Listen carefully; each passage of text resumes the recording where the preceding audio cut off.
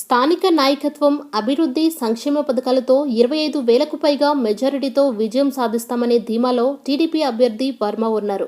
5 ఏళ్ల కాలంలో నియోజకవర్గాన్ని 3,000 కోట్లతో అభివృద్ధి చేయటం, గ్రామాలు, పట్టణాలు అన్నింటిలో సీసీ రోడ్ల నిర్మాణం, పురుషోత్తపట్టణ ఎత్తిపోతల పథకం ద్వారా 72,000 ఎకరాల్లో 2 పంటలకు పుష్కలంగా సాగునీరు అందించటం, గొల్లప్రోలు పరిసర ప్రాంతాల ముంపు నివారణకు 168 కోట్లతో శుద్ధగడ్డ కాలువ ఆధునికీకరణ, 142 కోట్లతో ఏలేరు ఆధునికీకరణ పనులు చేపట్టడం, ఉప్పాడలో ఫిషింగ్ హార్బర్, పలు ప్రభుత్వ సంస్థలు, కళాశాలలు, పాఠశాలలకు సొంత భవనాల నిర్మాణం తదితర అంశాలు ప్రజల్లో సానుకూలత తెచ్చాయని టీడీపీ వర్గాలు వివరిస్తున్నాయి.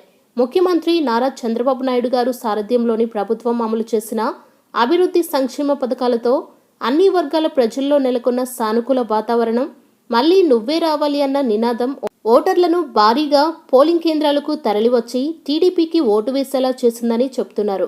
మరోవైపు ఈ గడ్డపై పుట్టిన వ్యక్తి అయినా తనకే ఓటు వేయాలని, స్థానిక నాయకత్వంతో అభివృద్ధి సాధ్యమవుతుందని, ఇతర ప్రాంతాల నుంచి వచ్చిన అభ్యర్థులకు బుద్ధి చెప్పాలంటూ తాను సాగించిన ప్రచారం ప్రజల్లోకి ప్రబలంగా వెళ్ళిందంటున్నారు.